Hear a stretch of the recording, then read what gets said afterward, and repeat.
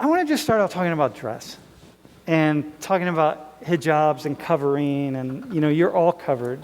So I just want to start a conversation there. Like, tell us about that. Like, what happens? What is it? What are we? So when my wife and I went to an Arab country for the first time, right? One of the very first things that she said, and she has long blonde hair and so on, right? One of the very first things that she said is like, I feel like I can sink into myself here. Like people aren't looking at me. People aren't paying attention. Men aren't looking at me. Men aren't paying attention to me. I'm not thinking about men looking at me or men paying attention to me. It's like there's this clear, like almost demarcation that I don't feel objectified in some way, right? And that was the first moment that for us we went, okay, hang on a second, let's look at this. This is actually sounds kind of cool. So I'd like to explore that a little bit. So Fatima, let's just start with you. You're at this end. So do you always cover when you're in public? Like, talk about it if you could. Yes, I do. I actually did not used to cover, but I started 2 years ago now. And I wear the turban sometimes, or I wear the hijab. Mm-hmm. And when did you say you didn't used to cover, so you started 2 years ago. What prompted you to say, hey, I think I want to? So I come from a community where a lot of people cover, and it's seen, even when you see political events, most of the women are covered. Just as sometimes it's seen as a sign of respect, sometimes just the way you carry yourself is important. And so I've never been like told to like cover or anything. And so when I felt like I was ready to cover, and I studied why I wanted to do it and the origins, and when I actually felt comfortable, I said, okay, this is my time. And I actually started putting the hijab. And when you say you study, what did you study? I mean, I looked at the different ways in which... Like thoughts about why or why yeah, not. Exactly. And the different schools of thoughts also, because there is different schools of thoughts. And so once I felt like I was ready myself to wear the hijab, I decided to start covering. And how do you decide when you leave the house? How do you decide whether you're going to wear a hijab or you're going to wear a turban, let's say? Depending on how I look that day, because sometimes it's just the hijab I feel like it makes my face circular. I don't know. It's just something about like me in the mirror in the morning. Yeah. And sometimes when I feel like I want to wear the turban, I wear the turban. Okay, cool. All right. Zainab, how about you? When did you start? How old were you? I was 8. You were 8? Yeah. That's young. Is that not young? Yeah. Actually, there are different parties in Islam, so it depends on which party do you belong to. But the one I belong to, I'm supposed to wear it by the age of 9. So my parents started gradually introducing me to it by the age of 8. Your parents started. So for you, you were more introduced to it. Could you have said no? No, you just... like when you're a kid, you want to like copy others. You want to copy older siblings, and you want to copy your mom. So when you see that they're wearing it too, you actually get excited and you feel like you want to wear it too. So I never felt like I should take it off until I came to the U.S., to be honest. Yeah. And when you came to the U.S., do you ever go out without wearing it here in the U.S.? I did for a month or a month and a half. And how was that? It was scary. It was weird. It was like I was leaving a part of my identity behind, but I was also excited to rediscover myself and to understand why do I want to wear it again. Like I was giving myself an option. So when you say you were leaving part of your... This is awesome, by the way. When you said, hey, maybe I'm leaving part of my identity behind, what are you seeing? I was leaving behind who I am because I've been wearing it my whole life. I don't remember a time where I felt like I want to take it off. Yeah, because 8's pretty young. I'm sorry? 8 is young. It is very young. Go into being here at Penn State, going out into public, right? Yes. Without a hijab for the first time. What can you just go into that a little more? You had nothing on. You didn't have a scarf on. Nothing. You had nothing. Okay, can you say more about that? What was that? Can you specify your question so I can? Yeah, so you leave the house or you leave your apartment or your dorm or whatever without a hijab for the first time, and you're here at Penn State. Yeah. Tell us more about what you were feeling in that moment. I was going through some stuff, so to me that felt freeing. I felt like I can feel the wind on my neck and on my hair, so I felt great. But eventually I started feeling bad because I started to realize what I'm doing. That you were going against some tradition or something.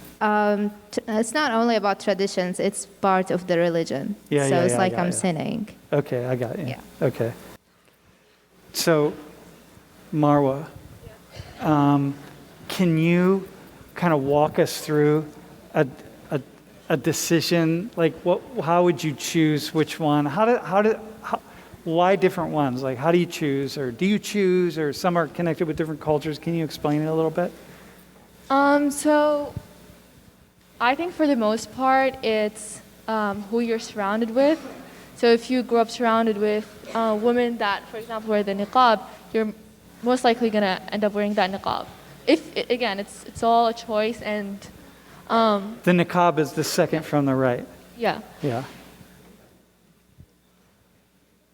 So it's like if your mother and your aunts and your grandmother are wearing a certain thing, you're going to just follow them. But like the difference between the ashela, the hijab, the chador, how do you wear all of them, or do you just wear one? So I only wear one, like what I'm wearing right now. And basically, shela is just another Arabic word for the scarf. Yeah, it just means a scarf. Yep.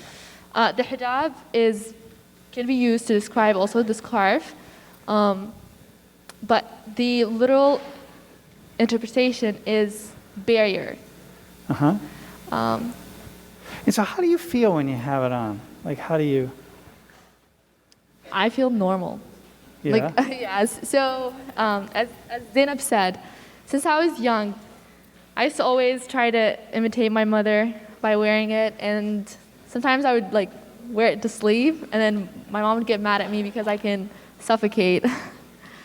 And it's pretty similar to girls growing up wanting to put makeup. I grew up wanting to put makeup, wearing heels, and the hijab was just another thing that I used to do.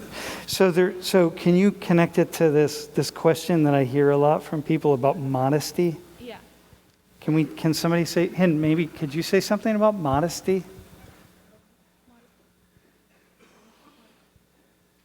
So basically, you should like cover your full body, and I'm not sure. Like, just you need to cover all your parts. So the idea is not to show yourself to the world, to men, to men. strangers. It's mostly to men. Yeah, to men. Because why? Like, I don't know. Like, it depends on your beliefs.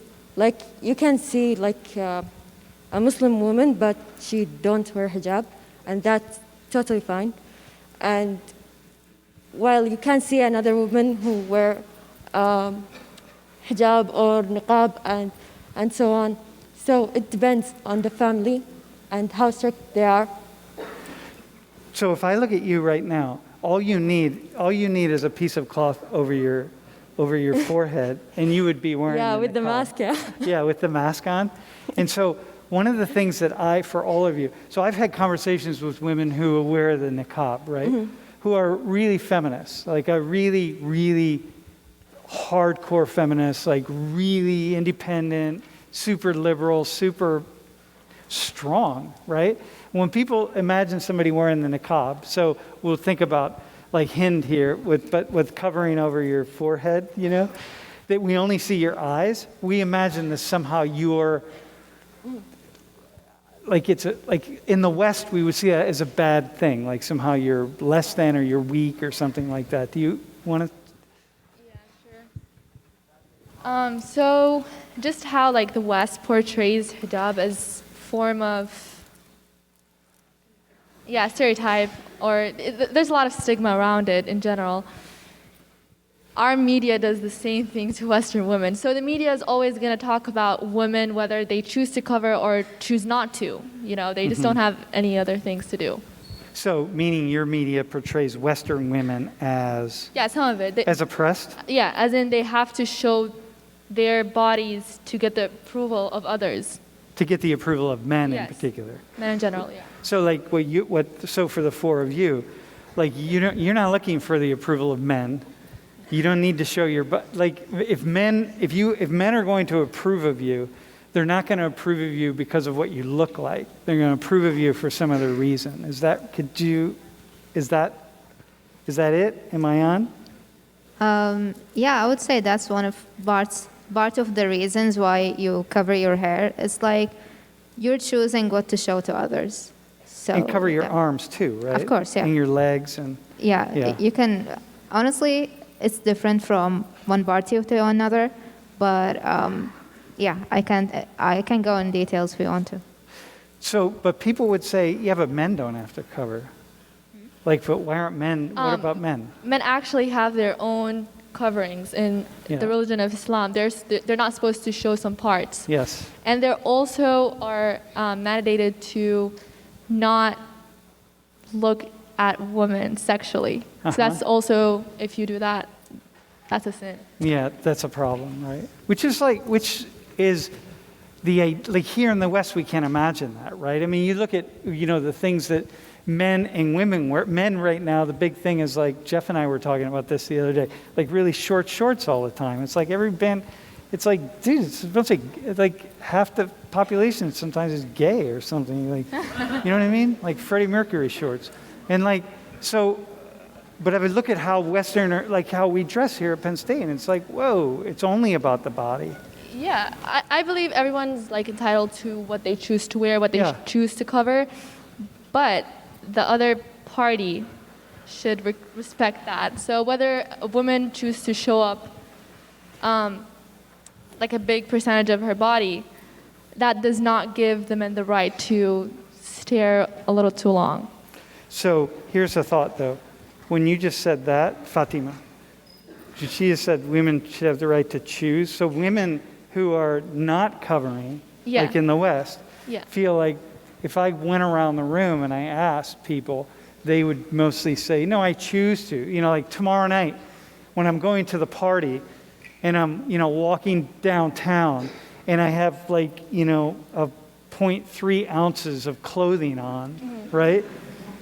I'm choosing that outfit because I really like it. And Yeah. it's my choice. Like they're going to all say that.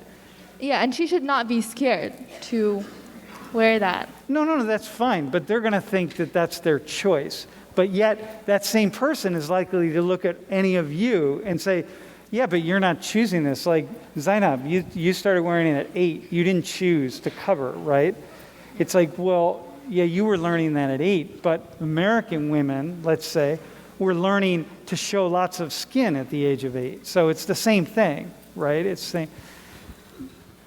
Fatima, do you have a thought on that? I mean, I feel like it's really important for the world to realize that women have the right to choose what they want to wear. Like, for example, there was a big problem in France and a lot of European countries where they were banning the hijab because they were seeing this as a form of oppression. But the real oppression is, to me personally, the real oppression is not allowing people to even wear the hijab when they choose to do it. Yeah. Whether or not they choose to wear the hijab is up to them, not up to what the social standard is. Yeah. And so, once again, let me just say the following. If I drive down Beaver Avenue tonight or tomorrow night, and first off, men, dude, can you stand up real fast? This is what